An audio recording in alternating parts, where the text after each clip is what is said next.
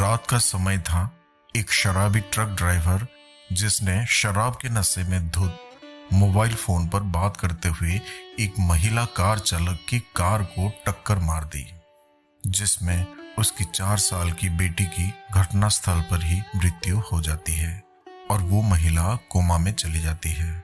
नमस्कार साथियों, आज हम आपको एक दिल को छू लेने वाली दर्द भरी सच्ची कहानी सुनाने जा रहे हैं। कहानी इस प्रकार से है। राकेश नाम का एक व्यक्ति एक दुकान में खरीदारी कर रहा था। तभी उसने उस दुकान के कर्मचारी को एक 6-7 साल के लड़के से बात करते हुए देखा।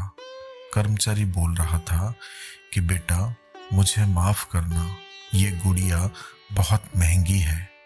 इस गुड़िया को खरीदने के लिए तुम्हारे पास पूरे पैसे नहीं है।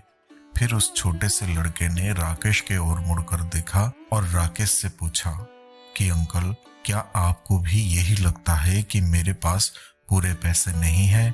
तो राकेश ने उसके पैसे गिने और उससे कहा कि हाँ बेटे, ये सच है कि तुम्हारे पास इस गुड़िया को खरीदने के लिए पूरे पैसे नहीं है।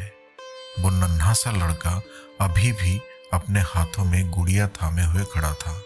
राकेश से रहा नहीं गया। इसके बाद राकेश ने उसके पास जाकर उससे पूछा कि ये गुड़िया वो किससे देना चाहता है। इस पर उस लड़के ने जवाब दिया कि ये वो गुड़िया है जो उसकी बहन को बहुत प्यारी है और वो इसे उसके जन्मदिन के लिए उपहार देना चाहता है। और साथ साथ उस लड़के ने ये कहा कि ये गुड़िया पहले मुझे मेरी मम्मी को देना है, जो कि बाद में जाकर मेरी बहन को दे देंगी। ये कहते कहते उसकी आंखें नम हो जाती है।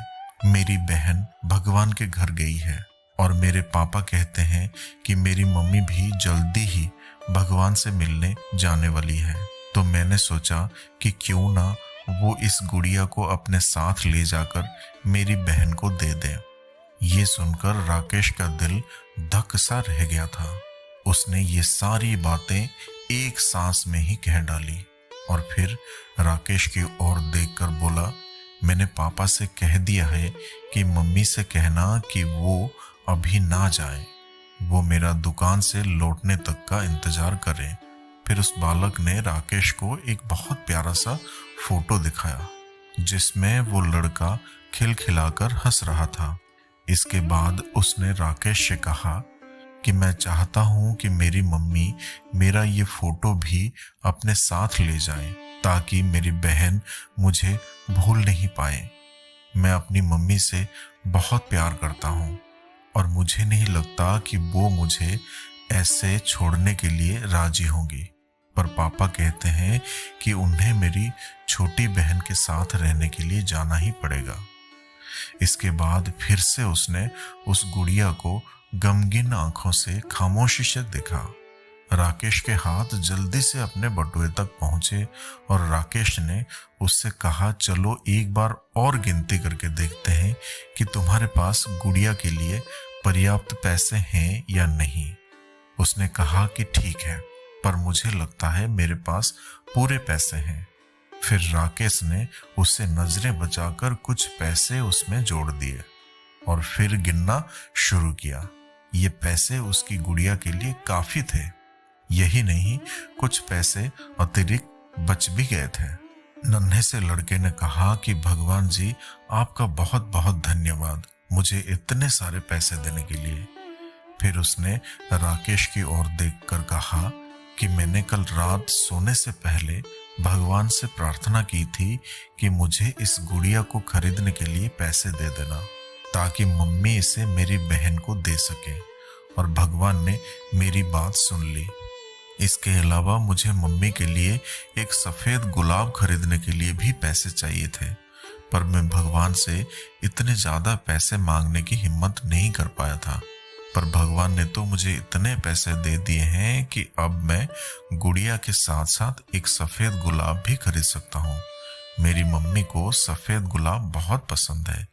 ये कहकर वो नन्हा सा बच्चा अपने घर चला गया और राकेश भी अपने घर चला गया।